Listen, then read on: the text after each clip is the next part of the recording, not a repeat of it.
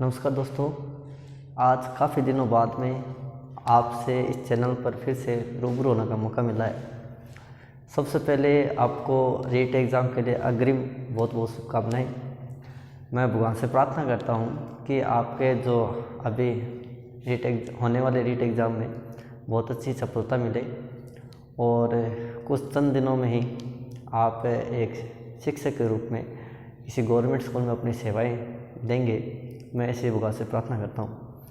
आज फिर से ऑनलाइन इस YouTube चैनल पर आने का मकसद ये रहा है कि पीछे मेरे जो वीडियोज़ हैं उसमें बहुत सारे कमेंट आए थे कि सर एक वीडियो ऐसा भी बनाएं कि रीट एग्ज़ाम के पेपर को कैसे सोल्व करें, है ना, कौन से टॉपिक हमको पहले करने चाहिए, किस तरीके से हमको पेपर को सोल्व करना चाहिए, है ना। देखो, काफ़ी दिनों बाद में मेरा आने का यही पर्पज़ रहा है कि मेरा मानना है कि इन दिनों में आपको जो सोशल मीडिया उससे दूर रहना चाहिए।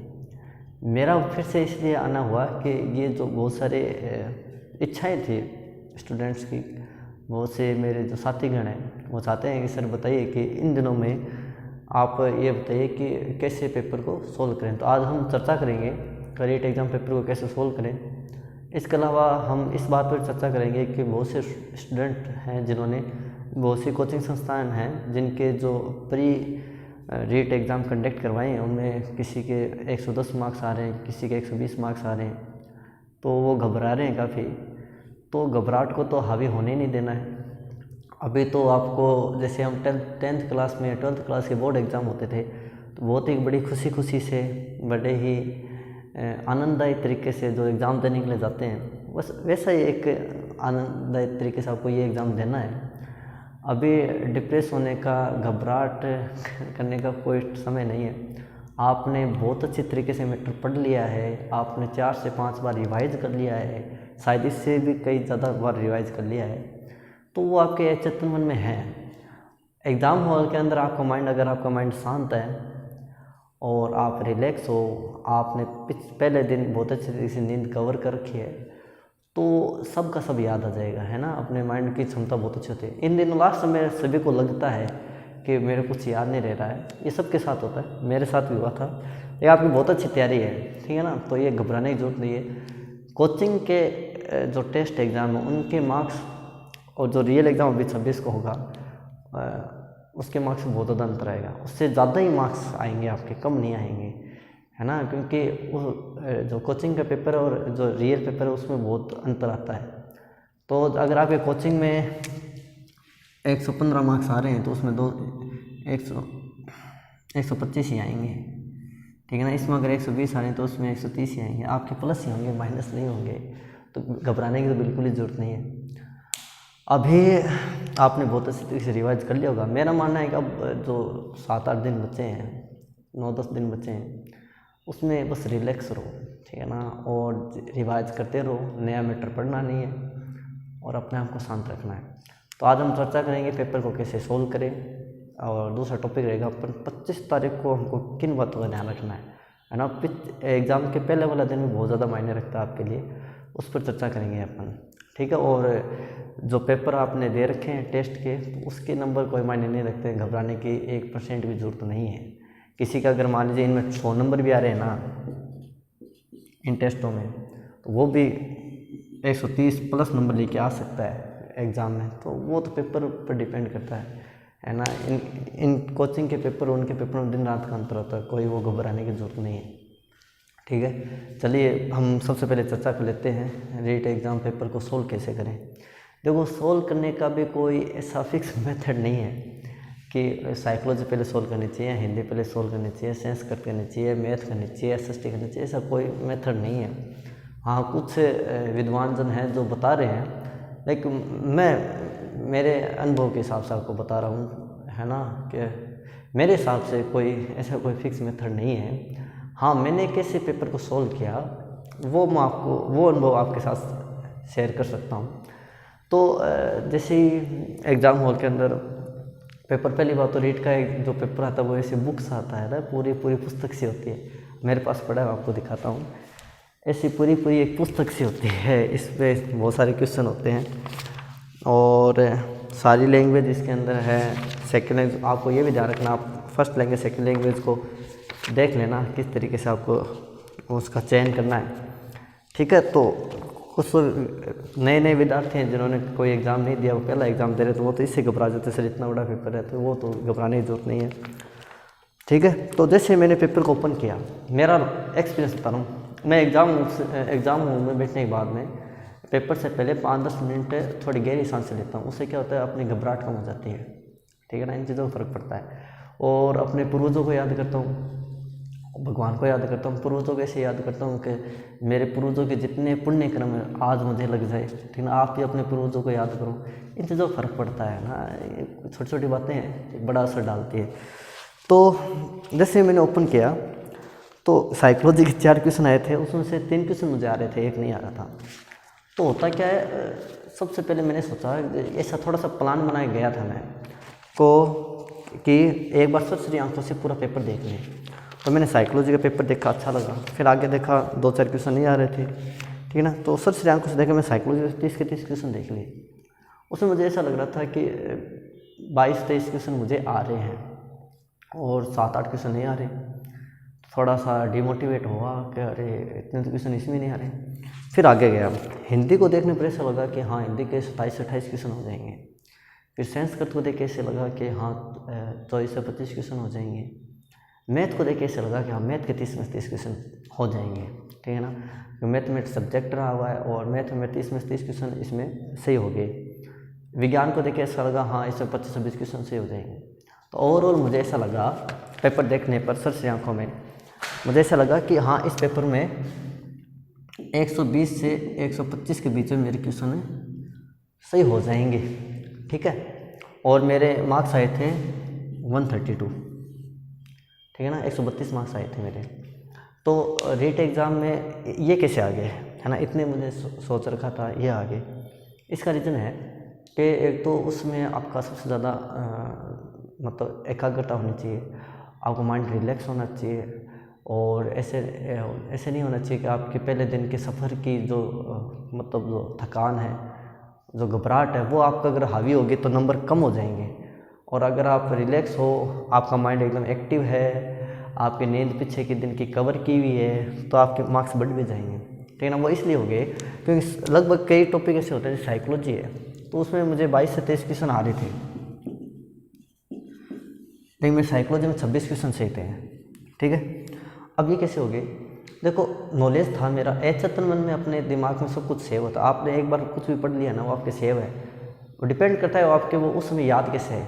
उसके लिए आप खुश होने ज़रूरी है, आपका माइंड शांत होना ज़रूरी है, रिलैक्स होना ज़रूरी है। तो अपनी घबराहट को हावी मत होने देना, आपके क्वेश्चन अच्छे और हो जाएंगे, ठीक है। तो पूरा नॉलेज होता है। अरे बच्चे का जन्म होता है, उसकी जो पहली चीज़ होती है वो भी उसके माइंड में सेव होती है, ठीक है ना। आप एक छोटा सा एक्सपीरियंस करना, आपकी एनर्जी बहुत ज़्यादा बढ़ जाएगी, है ना। रियल लाइफ एक्सपीरियंस है, मैं कोई बड़ा चढ़ा करने की बात नहीं, मैंने खुद अनुभव किया है। आप 5 मिनट शांत एकांत में बैठकर आपने जो आपकी जो समरी है पीछे की, आपके जीवन के जो क्षण है, वो क्षण जो आपने कुछ ना कुछ अचीव किया है, चाहे वो आपने 10th क्लास में कोई प्राइज़ मिला हो, या आपने कोई बड़ा आशीर्वाद मिला हो, या आपको कुछ एक दिन ऐसा वो आपके जीवन का बहुत सफलता का बड़ा दिन हो, तो इन चीज़ों को आप याद करोगे ना, तो आपको, या कोई ऐसा दिन जिस दिन आपको कुछ ना कुछ मिला हो, घर से पिताजी से कुछ मिला हो, या फिर कोई भी ऐसा दिन जो आपको खुशी महसूस करे, उसको महसूस करना, फिर देखना आपकी एनर्जी कितनी बढ़ जाती है, ठीक है। तो फिर क्या हुआ, जैसे मान लीजिए ऑप्शन आते हैं, जैसे लगभग आपके प्रत्येक जो टॉपिक है, जैसे आपके साइकोलॉजी है, हिंदी है, संस्कृत है, मैथमेटिक्स है, एसएसटी है, तो 30 क्वेश्चनों में से 20 से ऐसे क्वेश्चन होंगे जो आप डायरेक्टली टिक करके कर सकते हो। 10 से क्वेश्चन ऐसे होते हैं जो आपका तर्क आपका कैसा है, तर्क मतलब विचार कैसे है, अबोध आपका कैसा है, समझ आपकी कैसी है ना। अच्छा बात कहूँ तो आपकी समझ कैसी है, आपने जो कंटेंट पढ़ रखा है वो कितना अच्छी तरीके से आपने पढ़ रखा है, इस तरीके से आते हैं। तो उस क्वेश्चनों में मैंने क्या किया, जैसे साइकोलॉजी के 20-22 क्वेश्चन आ रहे थे, बाकी क्वेश्चन 4-5 क्वेश्चन एक्स्ट्रा मेरे इसलिए सही हो गए कि मैं 50-50 में आ गया। जैसे मुझे ये जो भी मेरा नॉलेज था उसको मैंने रिकॉल किया और मुझे लगा कि हाँ ये क्वेश्चन तो नहीं आ रहा, मतलब ये ऑप्शन इसका नहीं होगा, इसका ये ऑप्शन नहीं होगा। इन दोनों ऑप्शनों में 50-50 था, तो फिर और थोड़ा सा रिकॉल किया तो मुझे लगा कि हाँ ये ऑप्शन बेस्ट है ना, क्योंकि इसमें नेगेटिव मार्किंग तो है ही नहीं। और नेगेटिव मार्किंग नहीं, अगर आप कोई क्वेश्चन छोड़ते हो तो आपसे बड़ा कोई पाप ही नहीं है, ठीक है ना। क्वेश्चन तो छोड़ना ही नहीं है। तो बाकी क्वेश्चन ऐसे तुक्का भी नहीं मानना है, तुक्के नहीं सही होंगे इसमें। अपना तर्क यूज़ लेना है, अपनी समझ यूज़ लेनी है, आपने जो पढ़ रखा है उससे उसको रिलेट करो, ठीक है ना। तो आपके 50-50 में आ जाओगे आप। कोई क्वेश्चन तो 20-22 क्वेश्चन तो सीधे ही आपके ज्ञान के आधार पर सीधे टिक हो जाएंगे। इसके अलावा 5-6 क्वेश्चन आप ऑप्शन काट काट के करो, खास तौर से साइकोलॉजी के क्वेश्चन। साइकोलॉजी के क्वेश्चन में लगभग सारे ऐसे किए थे मैंने कि जो भी 4 ऑप्शन होते थे, मैंने ऐसा सोचा कि अगर ये ऑप्शन सही है तो बाकी सही क्यों नहीं है, ठीक है ना। तो मैं ऐसे काटता था, हाँ ये इस कारण सही नहीं है, ये इस कारण सही नहीं है, ये इस कारण सही नहीं है, इसलिए ये सही है, ठीक है ना। चारों ऑप्शन को बहुत अच्छे तरीके से पढ़ना है, अपने आप को उसमें बहुत ज़्यादा एकाग्र रखना है, ठीक है ना। और जो नहीं वाले क्वेश्चन हैं, असत्य वाले क्वेश्चन हैं, उसको बहुत ढंग से पढ़ना है। पर एग्जामिनर कोई पेपर बनाता है तो प्रत्येक क्वेश्चन की आप इज्जत करना, प्रत्येक क्वेश्चन क्या बोल रहा है उसको गहराई से समझना, ठीक है ना। जल्दीबाजी मत करना।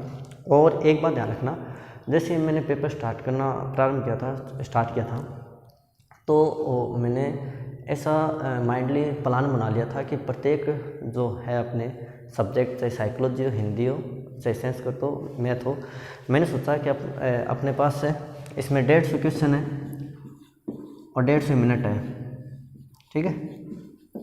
तो मैंने सोचा कि अपने पास जो 5 सब्जेक्ट है, साइकोलॉजी, हिंदी, संस्कृत, मैथ और साइंस, किसी का SST होती है, तो मैंने सोचा कि अपन को 25 मिनट में प्रत्येक सब्जेक्ट को कवर कर लेना है, ठीक है ना। 5-5 मिनट मैंने बचा रखे थे, क्योंकि कई बार क्या होता है मैथमेटिक्स में ज़्यादा टाइम लग जाए, साइकोलॉजी में ज़्यादा टाइम लग जाए, तो उस टाइम को अपन दूसरे सब्जेक्ट में लगा सके।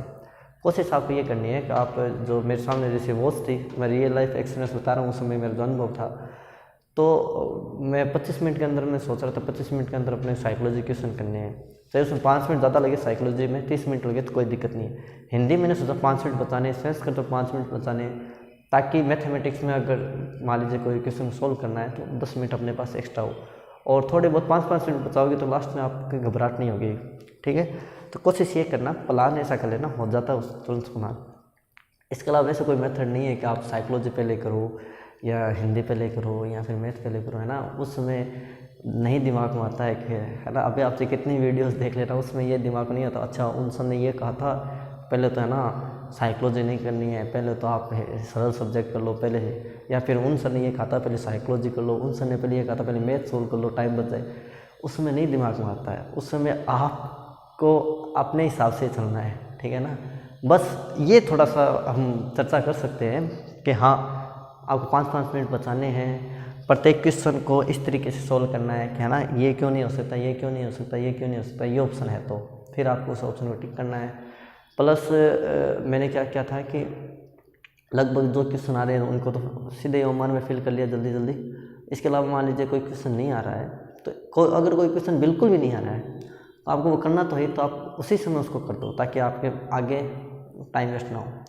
और कोई क्वेश्चन में ऐसा है कि आपको ऐसा लग रहा है कि मुझे इसको सोचने के लिए 2 से 3 मिनट चाहिए, तो एक काम करो, आप उस क्वेश्चन के, जैसे मान लीजिए ये क्वेश्चन नंबर 21 है, ये 22 है, ये 23 है, आपको ये लग रहा है, जैसे ये क्वेश्चन आपको डायरेक्ट आ रहा है तो आप इसको टिक किया और ओमर में फिल किया, ठीक है। आपको ये क्वेश्चन लग रहा है कि बिल्कुल भी नहीं आ रहा, चाहे आप उसको बाद में सोचोगे तो भी नहीं आ रहा, तो आप इसको डायरेक्टली कोई भी आपको ऑप्शन भरना है वो तुरंत भर देना ताकि आपको आगे टाइम वेस्ट ना हो। ये क्वेश्चन ऐसा है, आपको ऐसा लग रहा है कि इसमें 50-50 में आ गए अपन, ठीक है ना, 2 ऑप्शन कट गए, जैसे इस क्वेश्चन के 4 ऑप्शन है और 2 ऑप्शन कट गए, अब 2 ऑप्शन में आप हो, आपको लग रहा है कि अगर मैं थोड़ा सोचूंगा तो इस क्वेश्चन में मैं अच्छा कर सकता हूँ, ठीक है ना। और आपको ऐसा भी लग रहा है कि टाइम चला गया, जैसे साइकोलॉजी का आपने 30 मिनट सोच रखे थे, थोड़ा सा टाइम आगे जा रहा है, तो एक काम करो, आप इसको कोई भी सिंबल दे दो। जैसे मैं क्या करता हूँ, उसके जैसे ऐसे गोल चक्कर लगा लेता हूँ, ठीक है ना, गोला लगा लेता हूँ, ताकि क्या है फिर मैं ऐसे आपके जब आप पूरा एग्जाम कर लोगे तो लगभग 10 से क्वेश्चन ऐसे हो जाएंगे। उसका बाद में अगर आपके पास टाइम बचा, जैसे अपने 5-5 मिनट बचाएं, तो वो टाइम बचा हुआ है, उस टाइम के दौरान आप ये क्वेश्चन कर सकते हो, ठीक है ना। तो इस तरीके से थोड़ा सा प्लानिंग के तहत बहुत अच्छी तरीके से आप पेपर को सोल्व कर सकते हो। मैथमेटिक्स को थोड़ा सा टाइम ज़्यादा दे देना, क्योंकि उसमें थोड़ा टाइम लगता है सोल्व करने में। और बुक से क्वेश्चन आएंगे, घबराने की कोई ज़रूरत नहीं है। अपने घबराहट को बस कम रखना है, उसको हावी मत होने देना। बहुत अच्छी तरीके से आपने तैयारी कर रखी है और सफलता आपको निश्चित मिलेगी।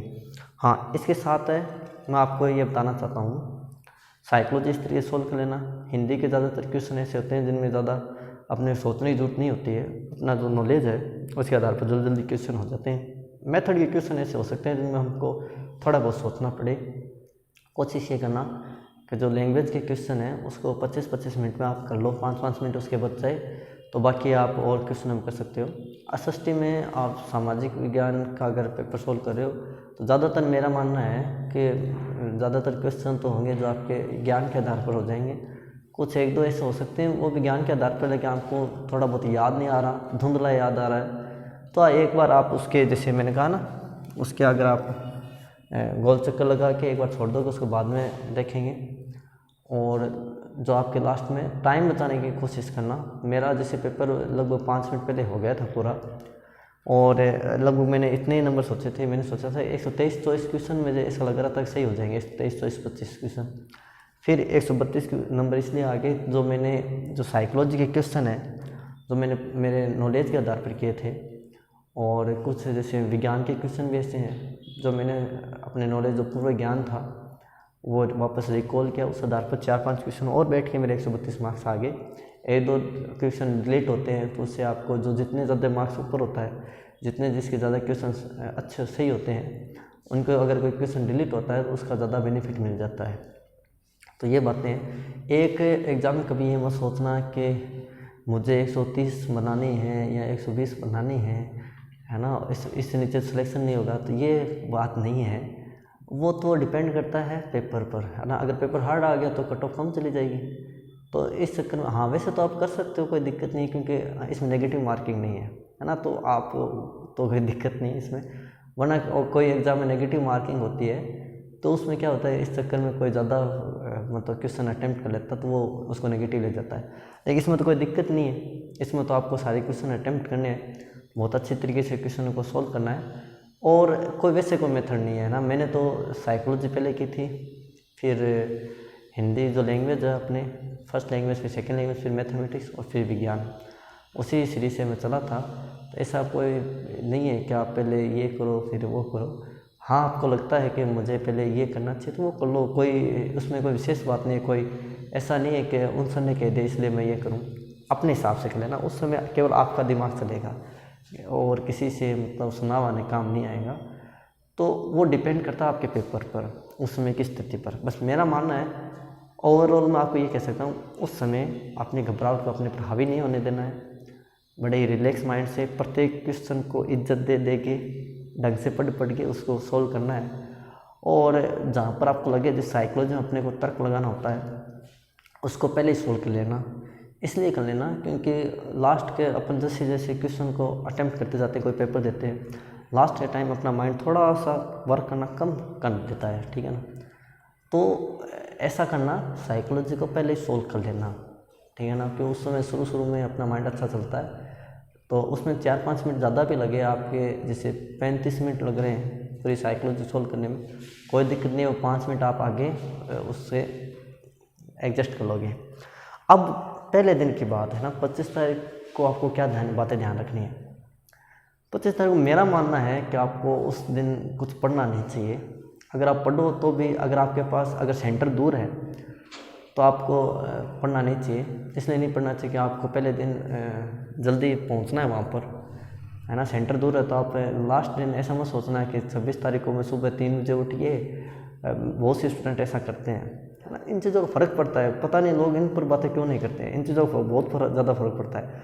अगर मान लीजिए आपका सेंटर दूर है और आप सोच रहे हो कि अरे सेंटर दूर है, पहले दिन तो नहीं जाऊँगा, ऐसा करता हूँ मैं सुबह 3 बजे उठ जाऊँगा उस दिन, और 3 बजे 4 बजे रवाना हो जाऊँगा घर से, वहाँ पर लगभग समय पेपर से पहले 1 घंटे पहले पहुँच जाऊँगा और फिर पेपर दे दूँगा। तो उससे क्या होगा, उससे आपकी जो नींद लेनी चाहिए आपको, जितनी आपका जितने माइंड आपका रिलैक्स है, आपका सिर दर्द होगा, आपकी एकाग्रता नहीं होगी। आपकी कोई क्वेश्चन में नहीं है उसमें आप हाँ पढ़ लोगे, कोई में असत्य लिखा है उसमें सत्य पढ़ लोगे। आपकी साइकोलॉजी के क्वेश्चन उसमें अटेम्प्ट नहीं होंगे ढंग से, क्योंकि उसमें आपको आपकी समझ ज़रूरी है। आपका जो पुराना नॉलेज है उसको वो रिकॉल नहीं हो पा रहा है, वो धुंधला नज़र आ रहा है। तो इन चीज़ों का भी ध्यान रखो, है ना। चलो गर्ल्स के लिए तो हम सोच सकते हैं कि भाई पहले दिन अगर न हो जाए तो मतलब कहीं दूसरी जगह रह नहीं सकते, तो आप ऐसा कर सकते हो कि उस दिन ही चले जाओ। लेकिन अगर कोई बॉयज़ है तो अगर सेंटर दूर है तो आप पहले दिन चले जाओ। सेंटर दूर नहीं है तो आप जैसे जो है 26 तारीख का एग्ज़ाम उस दिन जा सकते हो।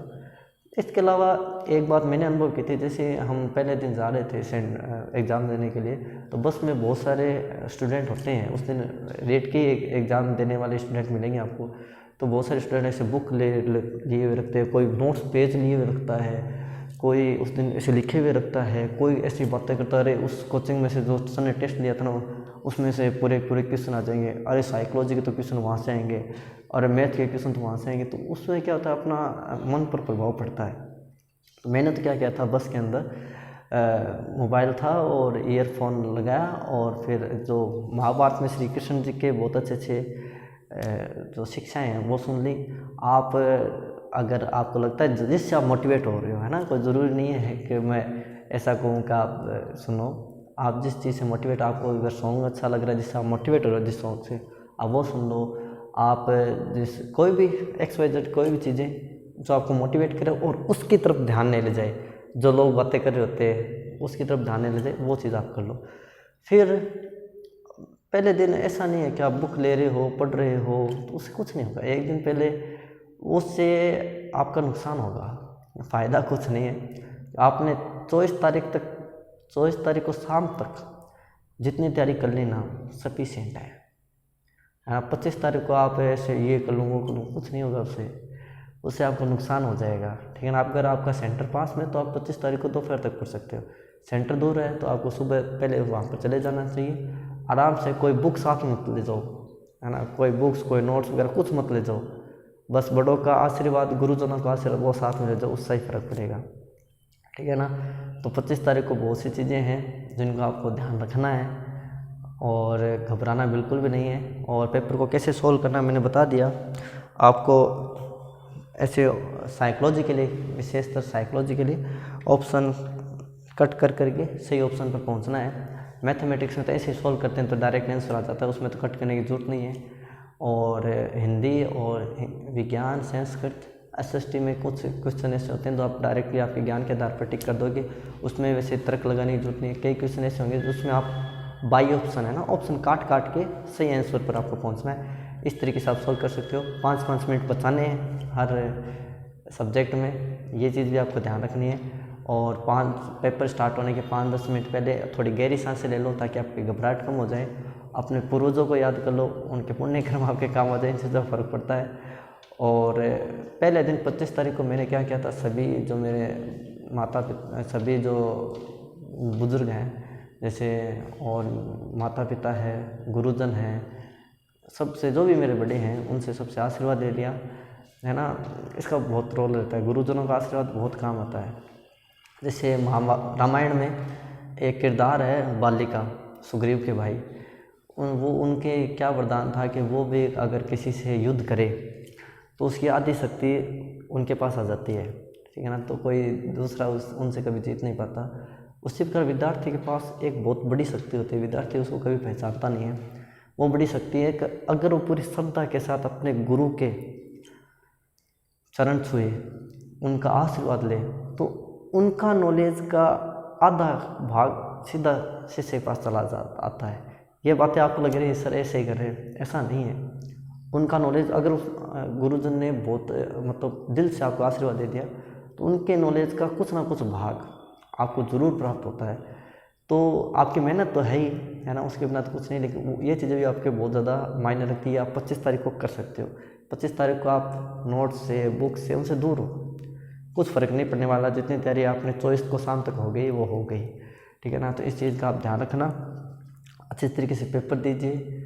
और मैं भगवान से प्रार्थना करता हूँ कि आपको बहुत ज़्यादा सफलता मिले, आप खुशियाँ जितना भी मैं कहता हूँ, जैसे मान लीजिए मैथमेटिक्स में कहूँ तो आपका लाइफ का जो फंक्शन है वो हमेशा इंक्रीजिंग हो, उसका dy/dx हमेशा ग्रेटर देन 0 हो, पूरे आसमान की पोटली बना के मैं limit and tends to infinity कर दूँ, आपकी खुशियाँ इन्फिनिटी मिल जाए आपको।